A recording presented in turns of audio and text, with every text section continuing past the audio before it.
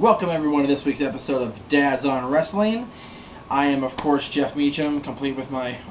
what? It just sounded a little too bland. Did it? Alright, go ahead. We're here to talk about Raw 1000. I think we should kick off the show much like Raw 1000 kicked off. Oh, okay. Alright. I'll say, yeah, you can. Ladies and gentlemen, boys and girls, children of all ages, Dads on Wrestling proudly brings to you our Raw 1000 review. That would have been good to save for the episode 100, too, to be fair. We can always do that in another video. Okay, alright, okay. Now this is the part where you take the Billy part and... Oh. And if you're not down with that, I got 2 words for you. Damien Sandow up and interrupted the DX reunion, which let's start with the DX reunion. Well, I mean, yeah, DX was out there, but you know, for the first time, it was great to see everybody. Yeah, for the first time. Yes. Vince came out not only to do his grand "Welcome to Monday Night Raw" thing, but he actually introduced DX. He didn't let them interrupt. Usually, you know, the team that causes nothing but heartbreak and heartache and shenanigans for the boss introduced them like they were family, because Triple H kind of is, so, you know. Yes. Could it be the DX is taking himself down in their old age? Maybe. It was great to see them all back out there, though. It was, when I saw Hunter and Sean come out, we were like, aw, let down. But then Hunter, you know, broke it out. He was like, didn't there used to be more of us? Yeah, that was very cool. And they came out in the retro Jeep that invaded WCW. Yes. And Pac was there.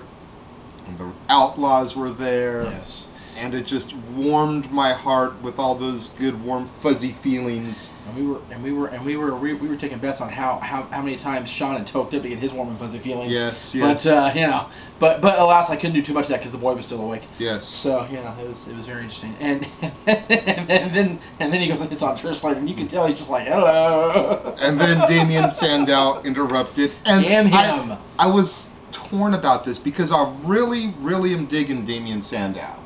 You know, I like the regurgitated, you know, Rick Rude type of gimmick on him. Even though I wasn't a huge Rick Rude fan in the beginning.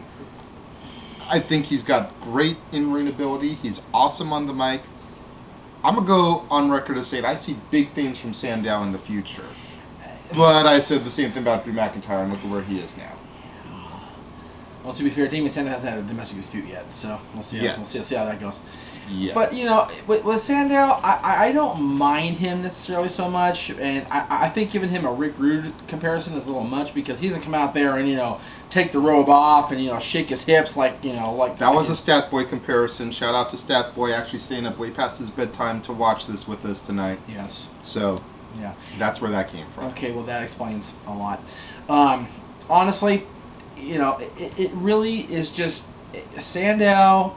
I think works, but to have DX be interrupted by him gets him over because he's going there against DX, and you know, to have him take, you know, kind of gives DX a taste of their own medicine. Very true. They always were the ones, like we said earlier, you know, interrupting Vince, causing shenanigans, and they got a little bit of that back with Sandow interrupting them. Yeah, very true. And you know, you had that, and you had, you know, just DX doing their thing. It was very cool to see them out there, all 5 of those guys together. Sad to not see China, but you know, China's busy, you know, doing what China's doing now. Yeah. So yeah. And I even mentioned when we were watching, it was like the only thing that would have made that segment better is when Hunter did the whole, you know, for the thousands in attendance, for the millions watching at home. If he had been like, and for Rick Rude, who's no longer with us, and China, who's out banging Hulk Hogan lookalikes. Oh, let's get ready to suck it! I wonder how many things we can say on this show before we can't monetize it anymore. We're going to find out right now. That's right. After the DX segment, we went to the first match of the night. Rey Mysterio, Sin Cara, and Sheamus defeating Jericho, Dolph, and Alberto. So I think what WWE is trying to tell us in all of this is that the world champion will always curtain jerk the big shows. That's right. So come SummerSlam, you'll see Sheamus in the opening match. I don't care. I know you don't. I really don't give a shit about Sheamus I know anymore. you don't. Or the title, for that matter. Seriously, it's ridiculous. And JR came back with. It's funny because we called a little bit of collusion in this match, but we called the wrong collusion. We were sitting here thinking that, you know, with Rey Mysterio's 534th surgery on the same knee, and, you know, the king of botches, Sin Cara, yes, you know, finally both back in the company at the same time, maybe they'd start some kind of dissensions or something to build towards Sin Cara Mysterio at SummerSlam. But alas, they didn't do that, because, you know, I guess they still expect both of them to either be, you know, clean and sober or healthy come WrestleMania. But they did start, or continue, I should say, in more depth, the Dolph Ziggler-Chris Jericho program, which more than likely will have them facing off at SummerSlam. You know, that'd be cool for you to see, you know? And yes, I'm saying cool for him to see. I've pretty much all but given up on the SummerSlam thing. And you know what? I'm okay with that. I don't have people over here, hopefully, and I just, you know, I might do Access. We'll see. We'll see if WWE gives me a good program for Access. We'll see. After that, we cut backstage, and we saw a little bit of AJ getting ready for her wedding. You know, Layla back there. AJ giving this whole thing about, you know, I don't know why people think I'm crazy. You got to be a little bit off to work here. And, you know, opens the door, and Hacksaw goes walking by. Ho! Yeah. And then they, like, close the door a little bit, and then they open it back up, and you got freaking R-Truth and Roddy Piper playing jump rope with little Jimmy. Think about that for a minute. Roddy Piper, one of the greatest ever. That episode of Raw. No Piper's Pit. No Piper's Pit, and they're having him jump rope with little Jimmy. Yeah. It's like, let's be honest. The Hot Rod is definitely off his rocker, if you will. Yeah. But jump rope with little Jimmy, really? Yeah, No. That would be more suited for, like, Iron Sheik and Nikolai Volkov.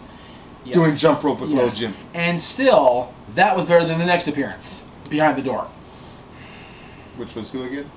Wasn't it Mae Young? Yes, Mae Young and her fully grown hand that she gave birth to about 13 years ago. I think if we hadn't gone to commercial and come back, I'd still be sitting here like this. And it's been 3 days. Seriously. We had to explain to Jade, because she wasn't watching back then, what the significance of the hand was. And here, but I will say, you know, in all seriousness, Mae looked good for her age. Mae looked good for 568. She looked really, you know, she looked a lot healthier than the last time I remember seeing her, when she had that bullshit match with Lay Cool. Now, when was that match with Lay Cool? Do you remember? I believe that was old school Raw. Okay, but was that prior to 2010? I think so. I'm not. Because if it was, and she wrestles again one more time, she'll have wrestled in 10 different decades. Yeah. That's amazing. It is. So. After that, we went to the next match, Jack Swagger and Brodus Clay. Match, you say? In all technicalities. Okay. You know, there were 2 competitors, there was a referee, the bell rang, there was a couple of moves, a pinfall, it was a match. Yeah. There was a suplex. The best part of the match was the return of Dude Love. And whoever thought that anyone would say anything with the best of followed by Dude Love. Yes. Kind of like saying best of Taz.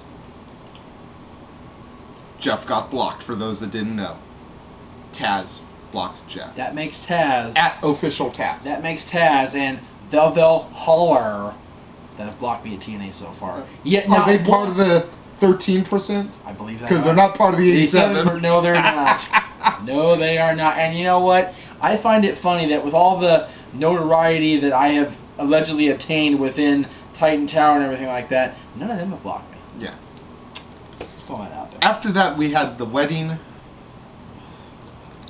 Daniel Bryan and AJ with the good Reverend Slickster. Yes, it was good to see good old Slick. And everything was going according to plan. And then AJ said yes to what we thought was taking Bryan to be her lawfully wedded husband. But alas, it was a yes to a different type of proposal that she had received earlier in the evening. That's right. For those that missed it, all 2 of you, AJ is now the general manager of Raw. Yes. And shame on those of you that missed it, because this was on USA, not Spike. Yeah. You know, which even though Spike made nice with DirecTV and they're back on the air. Just it's an outdated joke, but I thought it was funny. It was an outdated joke, and it's even more outdated by the fact that today's Impact Day, and they're actually going to watch it now. Yeah. So, but you know what? We're going to pretend that didn't happen and move on to the next segment of Raw. Okay. Well, it was all part of the same segment because after the commercial break, Bryan was still in the ring. Well, right. He was pissed. Yeah. And Punk came out to kind of like, ha-ha, if you will. He came out to punk him out. Yes. And Bryan, tried to declare that he was the greatest Raw superstar of all time. Now, when we heard that, we all thought, well, let's see. Mr. McMahon called Stone Cold the greatest WWE superstar of all time, so naturally that was natural progression. But alas, there's that word again. It was not to be, because out came... Yes, ma!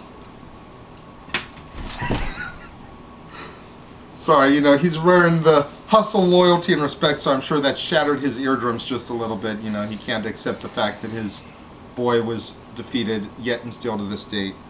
The Rock returned to make his proclamation, if you will, his royal decree that whoever the WWE champion is, come the Royal Rumble in Phoenix, Arizona, is going to go one-on-one with the Great One, if you smell what The Rock is cooking. Wait, Wayne Gretzky's coming to the WWE? The other bit.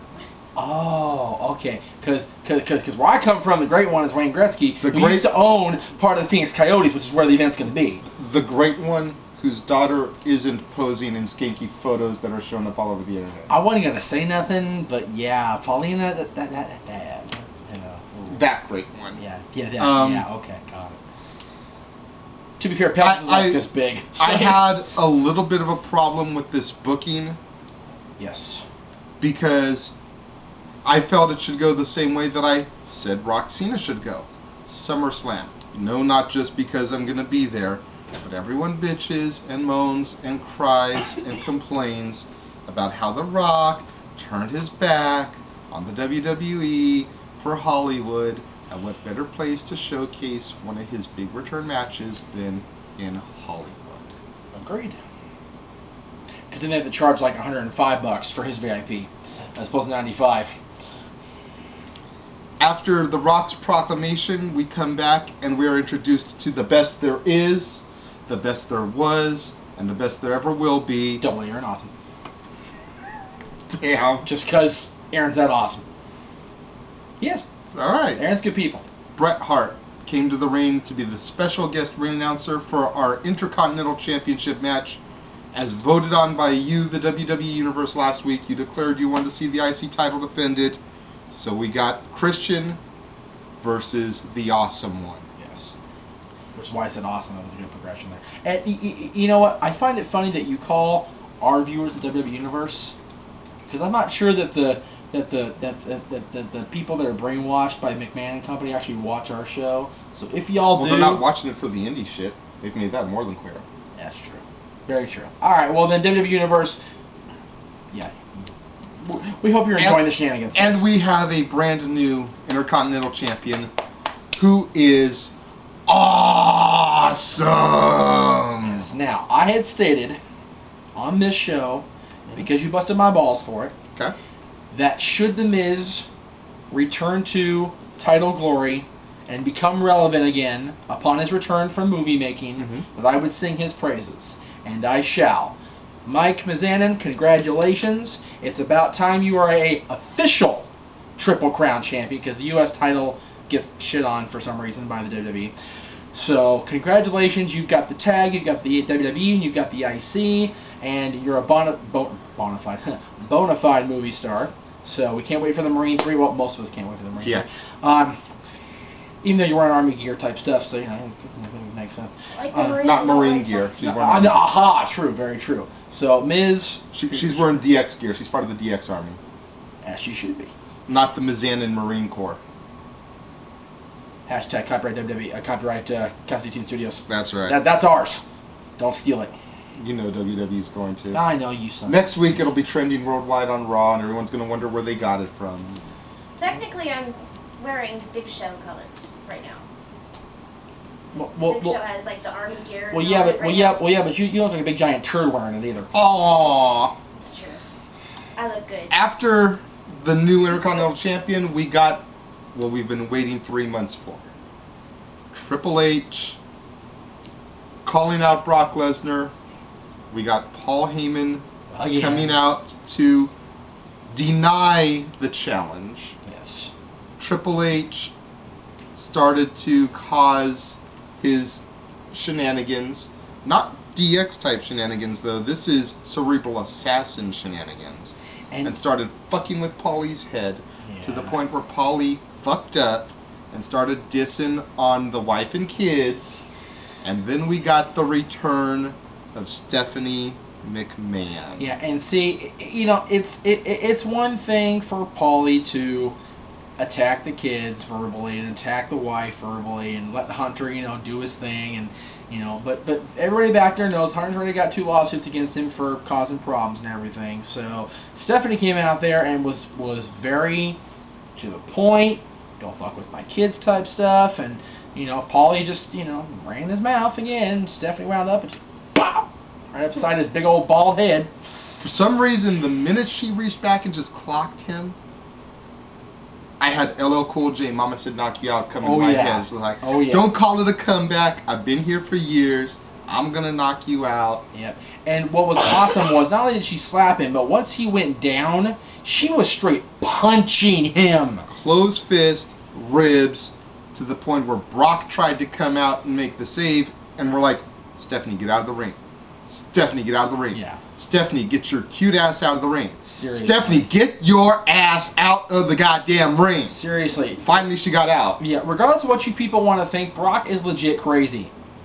She has no place within 100 feet of Brock Lesnar right now. She is an executive number 1, a mother number 2, and a, you know, at the end of the day, a, you know, however many pound woman compared to big bad former UFC WWE champion Brock Lesnar. You don't fuck her up. It ain't gonna work. If Triple H is getting his arm broken, Stephanie's gonna get destroyed. She needs to just stay out the way. It's very whatever about Brock, but it is gonna happen now. You're gonna see it live. Brock and Hunter at SummerSlam, and what Paulie called the main event. Yes. Which, you know, I'm sure that's very much part of Brock's deal, which, you know, if I come back, I'm a main event, which means, once again, whoever the champion is, CM Punk, gets pushed down again, CM Punk. Which means, you know what, come Rumble, is the title even going to mean anything by the time The Rock gets his shot? Seriously. It will, because it'll be The Rock.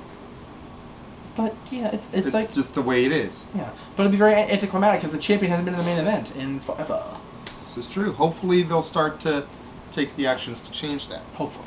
After that, we had Heath Slater in a no disqualification, no count-out match, and we're like, okay, who are they gonna throw at Heath this time? Because let's be real, the grand prediction of Goldberg wasn't gonna happen. No, it wasn't. I don't even think I put that on blast on the camera, so you just totally busted my balls there. The whole thing was we were hoping that Goldberg would come out, decimate the Ginger, and look at the camera and go right back to your necks, and then F him up at SummerSlam. Yeah. Or have them just like destroy each other in one big poof, and they'd be the end of both of them, which would be freaking wonderful.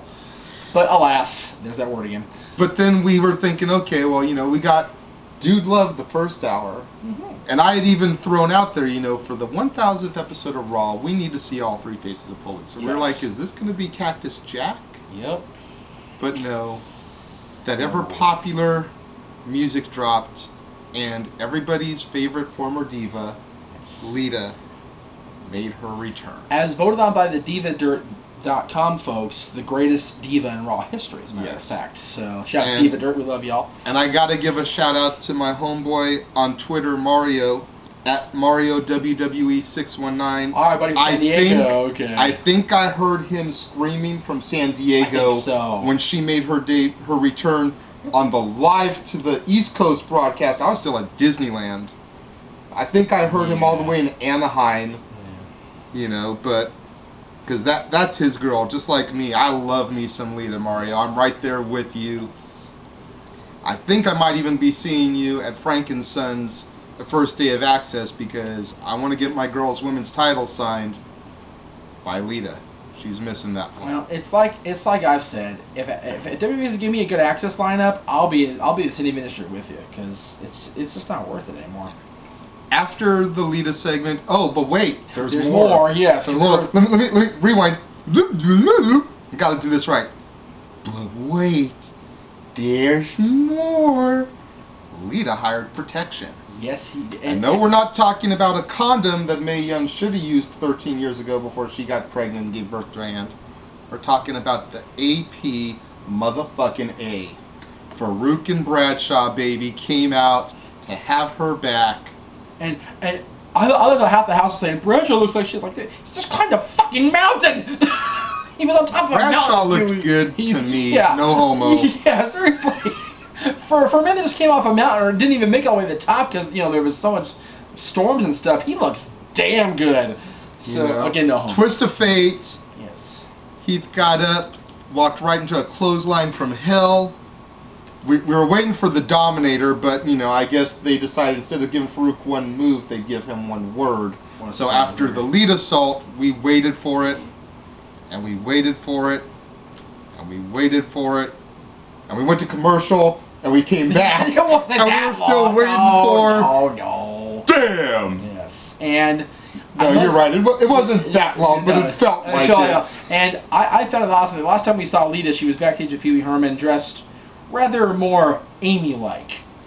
But Lita came out here in a bra top pretty much in the tight pants. Team Extreme Lita. Team Extreme Lita tonight, it wasn't rated R Lita. Very true. That was the thing I liked the most. That was cool, seeing Team Extreme Lita. Very much so, yes. After that, we went backstage and we saw Sean Mooney. Yeah, seriously. If y'all don't know who Sean Mooney is, go back and watch the first Raw, because actually WWE made it available for y'all. He's the one that was interviewing Bobby Heenan trying to get in about 500 times. But he was the host of the Live Event Center and all that stuff in the 80s. He replaced Craig DeGeorge, and you people are going, wait, it's okay. Even I don't know who the fuck Craig DeGeorge is. I know who Lord Alfred Hayes is. I know who Todd Pettingill is. I know Kevin Kelly, but who the fuck? Yeah, Craig DeGeorge was the guy that when Mean Gene wasn't interviewing Hogan, Craig was. Oh, okay. Pretty much what that was. He was the one interviewing during like the big apex of the Andre feud. So to put this in comparison for me, it's like during the Attitude Era, when JR wasn't interviewing somebody, it was Michael Cole. That was Craig DeGeorge. Pretty much. When it wasn't Mean Gene, it was him. Pretty much. Oh, okay. Yeah. I feel old, oh so old. And he's I'm younger than me. you. Yeah. After that, we had a visit from my favorite Muppet, Fozzie Bear, to show some of the greatest catchphrases in WWE history. And there were quite a few. We saw Jericho about 500 times in that one segment. Seriously, it was good though. Now Fozzie is Frank Oz, is that right? Yes. Okay. Was Frank Oz. Right. Frank doesn't do the voice anymore. Does he do any of the voices anymore at this point? No, he occasionally will stop by Sesame Street and do a surprise appearance as Bert or Grover or whoever, but no actual. More often than not, he's handed over his reins. To put it Danny Glover, he's getting too old for this shit. Right now, was he in the movie? The most recent movie? No. Okay, that's kind of disheartening. I'm not even positive if he did Muppets from Space. If he did, I think that was his last one. Well, we haven't seen. I don't think he's done anything since Muppets from Space. If he was in it. Okay. Not that anybody cares about that right now. Yeah, seriously. On this show. I was just wondering. I was just It's the Muppet Show with your very special guest, the Dad's on Wrestling. Yay! Anyways, now that we've lost like half of our subscribers. And Jade again. That's right. After that, we went to what looked like it was going to be Kane versus the New Job Squad. Yeah. Because you had Ginger Mahal. As Dylan says, yes. We had Hawkins and Rex. We had Hunico and Camacho. Thank you, Hunico Camacho. And hanging to the back because he knew he was about to get his ass handed to him. Yes. Being the smart one in the group, we had Drew McIntyre. As they all came out to face the slaughter that was Kane. Although, you gotta think, 6-on-1, they have a little bit of an advantage. A little bit, but let's be honest, Kane was about to get some help, but he didn't really need it in the first place. He could have beaten these jobbers with his arm tied behind his back, seriously. Well, yeah, but, Kane has been rather a little, been kind of, baby facing himself out the last couple weeks. That's so true. Maybe This whole AJ thing. Yeah. He needs to return to his roots. And Yep. the lights went out, and we heard gong, gong, gong. And I think I heard screams. I think I was still at Disneyland, or at least on the way home from Disneyland at this point of the live show. I think I heard screams from Long Beach from my homegirl Pinky as her baby daddy had come back. The Undertaker, the Phenom, the Brothers of the Destruction were reunited. Well, between the screams you heard from Lita earlier in the show, and then you heard, and then you heard Pinky screams. I gotta ask Pinky out there, because I know Pinky watches from time to time. Pinky, do you dig the Hawk on the Undertaker? Because a lot of Undertaker fans, like my dad, was kind of like, when he saw the picture, he still hasn't seen the match. I keep telling him, you want me to download it for? No, I'll watch it. He nicked the picture. But what does Pinky think? Have you asked her about that? I have not asked her about the Hawk yet. Pinky, if you're watching this, like Jeff said, I know you watch. Comment box right here. Post a comment. What do you think about the Hawk? Or talk about it on your brand new show and leave it as a video response. I know you've got a brand new show. 2 episodes up as the last time I checked. In the pink. Check out her channel. Subscribe to her channel. That's the Homegirl. That's right. Y'all will probably enjoy her. This channel's promotion is brought to you by the Dad Dog Wrestling. That's right. It's like our promotion. It's like, we're not as bad as DX. We only show our own crap. We show everybody's crap. That's right. And then we go on to, unless they work for the the Demons channel. Hey, you know what? I was with them the other day, and we actually got along. I was very surprised. So I'm not gonna. They're no longer the Demons channel. They're just that other place I used to work. Okay, fair enough. And then we come to the main event. Yes. John Cena cashing in his briefcase for the Money in the Bank, his title shot against CM Punk. And John Cena, ladies and gentlemen, has made history. According to WWE.com, John Cena is now the first person to cash in Money in the Bank and lose. That's where I have a problem. Okay. Not so much the fact that he lost the match. It's like, okay, we probably figured that he was going to cash in and lose. I hoped it wouldn't happen, but again, I also like CM Punk being WWE Champion. I may not like Punk, as a one-on-one direct interface, because the one time I met him, total dickwad, but I like Punk as champion right now, and I half expected John to lose, but not win by disqualification. That's where I had a problem with it. That whole finish between, you had Big Show interfere not once but twice on John. Then you had Big Show beating up John while Punk stood back there like a little bitch and really didn't do anything. He's supposed to be this grand baby face now. Right. And then The Rock comes down to take out the Big Show, gives him a big old spine buster, spine on the pine, as Jared would say. And as he goes for the elbow, Punk, don't know if he's turned heel. That's the talk of the world right now. Has he turned heel or not? Clotheslines Rock's head off, and GTS's him. My question to you is, did Punk ever truly turn babyface? You're going to get some arguments that, yes, he did. No, he didn't. Punk never really changed his stance on things. People just decided that they liked what he had to say and jumped all over his nutsack. Did Stone Cold ever turn babyface in '97? No. It's the same thing. So, which is why there's been so many comparisons between the two. Exactly. So, can we really say that Punk is teasing a heel turn? Because he never really turned face. No, but and it's like I was saying Monday during the whole attack. Punk had some very unkind words for Dwayne during his pipe bomb. Oh yeah. Excuse me, now I'm just on my own damn show. Punk had some very choice words for Dwayne, for Vince, for John, for everybody during his little pipe bomb status last year. Made no bones about the fact that he hated that Dwayne was main eventing WrestleMania and not him. Yep. And he ended up being the champion for WrestleMania, so he was, justifiably pissed. So, is this a full-blown bona fide heel turn? Probably not. Is this you're going against The Rock when the fans are jumping all over Dwayne's nutsack faster than the frickin' Miami Hurricanes jumping on a tackle? yeah, it's not a good idea to go against The Rock right now. Yeah. The Rock, when he comes back, and no matter how many times he comes back, no matter how many times he, shits on the babyface John Cena, or, does, talk smack to whoever, is still going to be loved. Yeah. And at the end of the day, the thing he laid down on Bryan, which you talked about earlier, about Bryan not being able to claim the greatest in the world, as far as The Rock being the great one, much as I hate that nickname for him because I'm a hockey fan, Wayne Gretzky's the goddamn great one. Every record broken. Every one. Every one. How many rings? Thank you. He's got you there. Every one. Obliterated. You've got The Rock, who's defeated Hogan. Austin, granted, it took 3 acts, but he did it. And the 3rd act's what counts. And John Cena. The Rock has defeated the greatest of the eras. So for him to call himself the Great One, unless you're a hockey fan, you're obsessed like me, the Great One is where he stands. Yeah.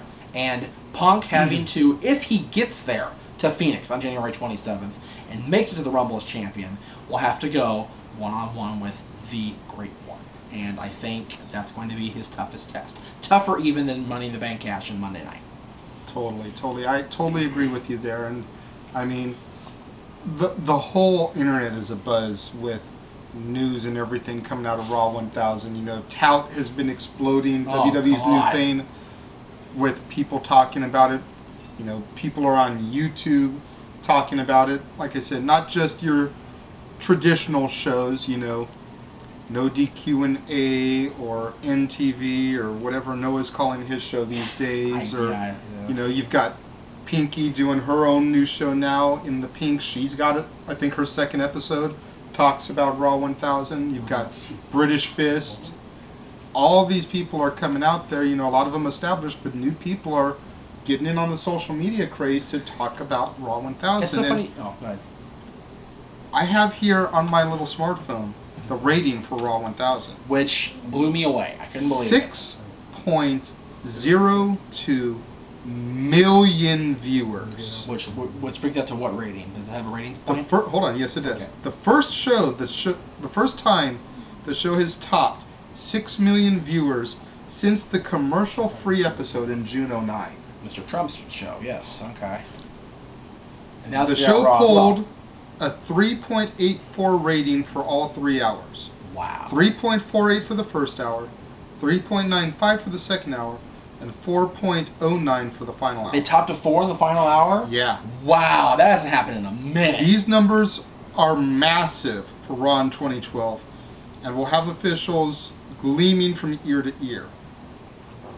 I'm sure Titan Tower is loving life right now. PWInsider.com released the following hour-by-hour breakdown. 5,439,000 viewers at 8 o'clock. Which is still good for 8 o'clock, yeah. 6,318,000 viewers at 9 o'clock. And then 6,300,000 viewers at 10 o'clock. So about 18,000 viewers dropped from the 2nd to 3rd hour, yeah. But that's probably, the C Nation that had to go to bed. It was past their bedtime. And the regular 2 hours averaged to 4.02. It only was a 3.84 because of the 3rd hour. The 8 o'clock hour. But even still, a 4 point something for the regular time slot is the best they've done in a goddamn long time. We haven't been censored the whole fucking show. Why are you censoring yourself now? I'm just making sure the boys are asleep. Shut the fuck up. I'm just making sure the boys are asleep. We haven't woken up all our shenanigans here. You never know with this kid.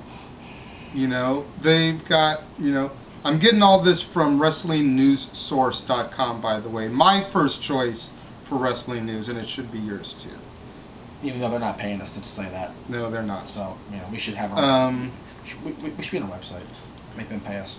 Let me see here. What else we've got? Apparently there was a backstage incident at Raw 1000 between the Hot Rod and Caitlyn. Yeah, I saw Roddy tweet about that. Whatever it was, yesterday, the day before. According to sources, take that for what it will. Sources. Piper made some suggestive remarks to Caitlyn, and she was a little uncomfortable about the Hot Rod's advances. Even though Roddy went on Twitter on Tuesday and was like, didn't happen, don't believe everything you read, blah, blah, blah, Yeah. so, Knowing the Hot Rod, he probably tried to give her pointers a la Trips and Trish, and, she just took it the wrong way. Maybe, but, remember, Roddy's a very happily married man. Yes, very happily. Yes. A lot of people have been wondering why Austin wasn't there. That one I can tell you because I found out on the way to the mall on Tuesday through Lillian Garcia's Twitter. Somebody had asked her where he was, and they even asked Shawn Michaels as well. He had knee surgery, which Major sucks. knee surgery. Luckily, Renegade Island's on taping. Although season 2 is coming. Once he can hobble back down the sand. He is on crutches. Will probably lose the crutches in a week. Then he has a custom knee brace for 9 to 12 weeks. Dude, that On man. top of the one he already has? Yeah. Similar to that style, but different. Him and his knees, man. He's almost as bad as Mysterio. Except he I was injured every. just going to say, is his name now Rey Mysterio? Yeah, seriously. La Stone Cold. Stone Cold. There you go. So yeah, just Raw 1000. I you know what? Other than the bullshit finish that we had at the end, and we talked about the booking of the title match of the Rumble not being to our favor, I really didn't have a problem with Raw 1000. Raw 1000 is one of the better ones they've done recently, and I think that they really delivered. You've got some news there? I do. I have a tweet from Mr. JBL. Oh, Bradshaw. Okay. All right. Was awesome to be back on at WWE Raw, and more so to be back with Ron as part of the APA. Was fun to hit one more clothesline from hell. Thought the show was awesome. Was incredible to be around such great legends again. Felt like old times and an incredible show. There you go. Apparently there's already rumors coming back around that the APA may be coming back. Really? Well, I don't know if they technically need them, but as much as the tag division is floundering, it would be a welcome addition in my eye. well, yeah, but John's gonna finish climbing those mountains first. He's got that charity thing booked, for God knows how long. So, all right. So yeah, that's just a few of the things that have been going around the That weren't covered on Renegade, because that's all about BPW this coming weekend. Yes, That weren't covered on RSI yesterday, because we had to review Knucklehead, much to poor Jade's chagrin. Yes. So, we hope you guys have enjoyed Yes. our look at Raw 1000. We're counting up to our own little milestone there. We're just a couple weeks away We from got the number- 100th episode of Dad's on The Wrestling. end of this will be 97 canned. What do y'all want to see us do? Leave comments right down here. Leave us video responses. Dang. Tell us what you want to see on the 100th episode of Dad's on Wrestling, and we just might consider it. Yep. So, for this week's edition of Dad's on Wrestling, I am the Renegade of Wrestling, JJ Williams, I am Jeff Meacham. and we will see you next time here on the channel. Good night.